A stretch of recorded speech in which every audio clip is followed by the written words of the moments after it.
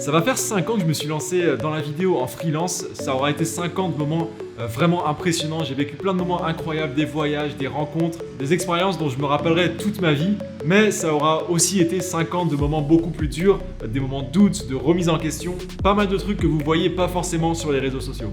Cette semaine, c'est une assez grosse semaine pour moi parce que après 5 ans dans le freelance, j'ai pris la décision de franchir un gros cap dans ma carrière, à savoir de créer ma société. Donc je vais signer ça dans quelques jours, je suis hyper content et ça m'a permis de prendre un peu du recul sur ces 5 années de freelance. J'ai essayé d'analyser tout ça et je me suis dit que ça pouvait être intéressant de partager avec vous des choses que j'aurais aimé moi savoir quand je me suis lancé dans le freelance. C'est des choses qui pourront réellement vous servir et vous aideront peut-être aussi à savoir si vous êtes fait pour le freelance ou pas. Parce que oui, il y a des gens qui sont faits pour le freelance et d'autres qui sont absolument pas faits pour le freelance. Donc sans plus tarder, n'hésitez pas à mettre un gros pouce bleu pour l'algorithme juste en dessous et on attaque cette vidéo. Le freelance, ça commence à être très populaire en France, de plus en plus d'ailleurs. Il y a plusieurs raisons à ça. Et la première, je dirais que c'est cette liberté qu'on a quand on est en freelance. Ça attire beaucoup de personnes, moi le premier. On peut être souvent beaucoup plus créatif. Et dans certains cas, ça nous permet de pouvoir vivre des trucs de fou. Dans mon cas, ça me permet de pouvoir beaucoup voyager. Donc voilà, c'est clair que sur le papier, le freelance, ça fait rêver. Mais comme je vous le disais tout à l'heure, c'est honnêtement pas fait pour tout le monde. Donc je voulais partager avec vous quelques conseils, quelques astuces pour voir si ça peut être un truc qui peut vous correspondre.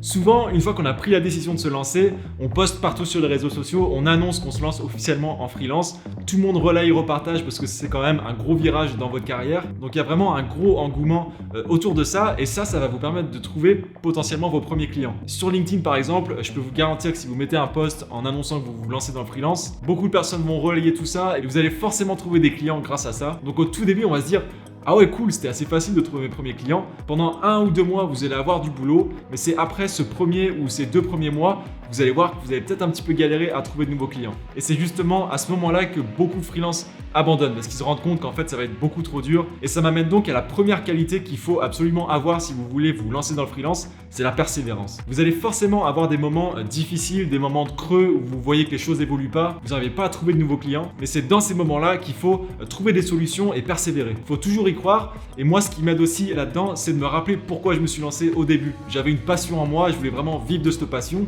Ça, j'y repense souvent, même à l'heure d'aujourd'hui, quand je suis un peu en galère. J'ai pas les idées qui me viennent, je suis pas créatif, voilà, ça me saoule un peu. J'essaie de me rappeler le jour 1, le jour où je me suis lancé en me disant ah ouais, ce serait trop ouf que je vive de ma passion.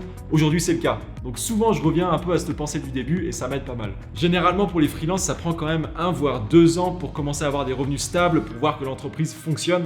Donc quand j'y repense maintenant, 1 à 2 ans, ça paraît pas beaucoup, mais quand on se lance, 1 an, ça peut paraître assez long.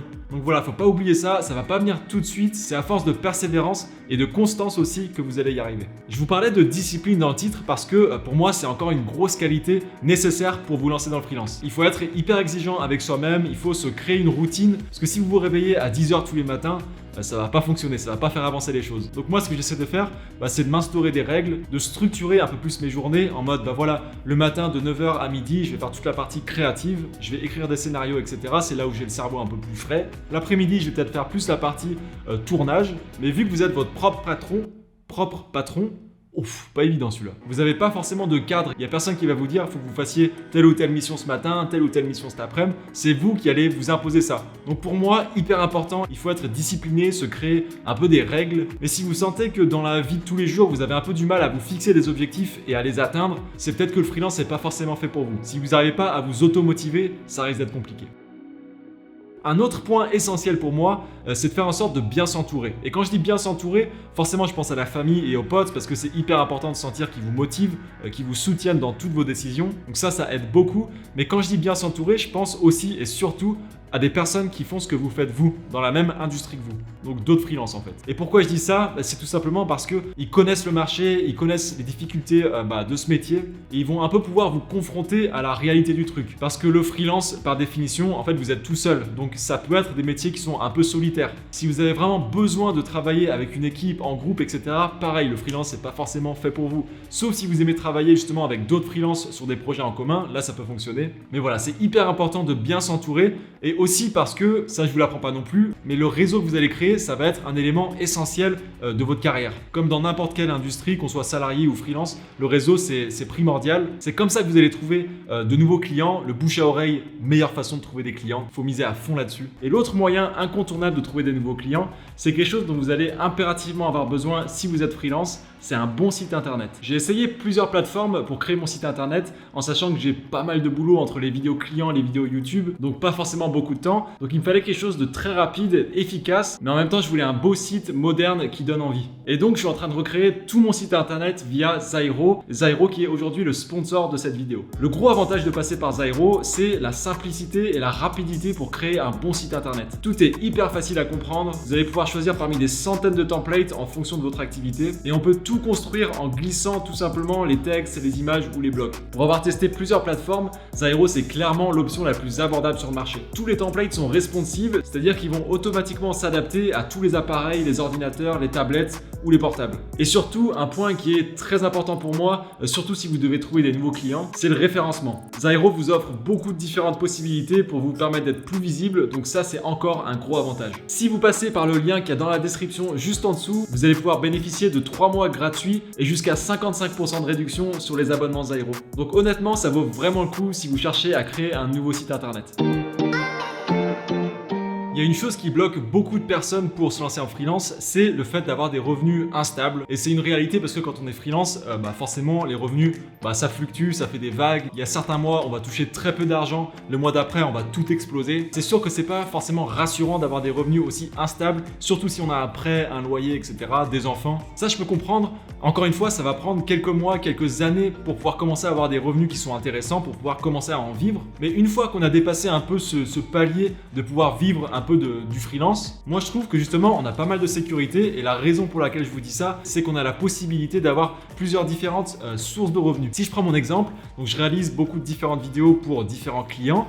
Je réalise, bon plus trop maintenant, mais je réalisais des vidéos de mariage. J'ai ma chaîne YouTube maintenant qui est vraiment une part entière de mon activité. Voilà, j'ai plusieurs différentes sources de revenus, ce qui veut dire que par exemple, si j'ai des clients qui font plus appel à moi, j'ai d'autres différentes sources de revenus. Donc c'est rassurant d'avoir ça. Quand on bosse pour une boîte, certes, c'est rassurant de se dire qu'on a le même salaire tous les mois et que normalement on ne devrait pas forcément perdre le job. Mais justement, si on pense à ça, si jamais votre boîte elle galère financièrement et qu'ils doivent se séparer de vous, vous perdez votre seule source de revenus. Voilà, je voulais juste partager ça avec vous parce que personnellement, je vois plus du tout le freelance comme quelque chose d'instable, au contraire. Quitter son job et vivre de sa passion, c'est une phrase qu'on entend très souvent, c'est une phrase qui peut paraître un peu cliché. Moi je fais partie des gens qui arrivent justement à vivre de leur passion, j'adore la vidéo et j'arrive à en vivre, mais je sais que j'ai beaucoup de chance par rapport à ça. La raison pour laquelle je vous dis ça, c'est que oui, j'adore faire des vidéos, j'adore les caméras, j'adore ce monde-là, mais j'ai aussi la chance qu'il y a une forte demande là-dedans. C'est un peu dans l'air du temps de faire des vidéos événementielles, de faire une vidéo promotionnelle pour les entreprises. Donc c'est pour ça que je dis que j'ai de la chance, c'est que j'adore les caméras et il y a de la demande. Et généralement, les deux fonctionnent ensemble. Mais si vous pensez sérieusement à potentiellement quitter votre job pour suivre votre passion, pour vous lancer dans le freelance, une astuce qui peut être intéressante, c'est de pas forcément arrêter du jour au lendemain, de déposer votre démission et de vous lancer dans le freelance, de commencer de zéro. Le conseil que j'ai pour vous, c'est peut-être, avec l'accord de votre entreprise bien sûr, mais c'est de vous créer un statut freelance et de commencer à essayer de trouver quelques clients, de voir si ça peut le faire, déjà si ça vous plaît, de voir si ça plaît à vos clients aussi, parce que c'est une chose que ça vous plaise à vous, mais si vous voulez vous faire de l'argent, faut forcément que ça plaise aussi à vos clients. Mais c'est intéressant pour vous de voir si vos clients sont prêts à payer pour votre talent. Si vous voyez que vous commencez à avoir de la demande, ça peut être rassurant pour vous et du coup ça vous motivera sûrement à franchir le cap et à vous lancer officiellement à 100% dans le freelance. Voilà, je voulais juste vous dire pour conclure cette vidéo que je pense qu'il n'y a jamais vraiment de moment où on se dit ok, là je suis 100% sûr de moi, je vais me lancer maintenant dans le freelance. Ce moment-là, il existe rarement. Le plus dur, c'est vraiment de faire le premier pas, c'est de vous lancer. Une fois que vous avez fait ce premier pas, vous êtes obligé de vous adapter, vous êtes obligé de trouver des solutions, vous êtes dedans et avec de la motivation, de la discipline et de l'ambition, ambition très important, je vous garantis que vous allez pouvoir faire de grandes choses. J'espère que cette vidéo vous aura plu.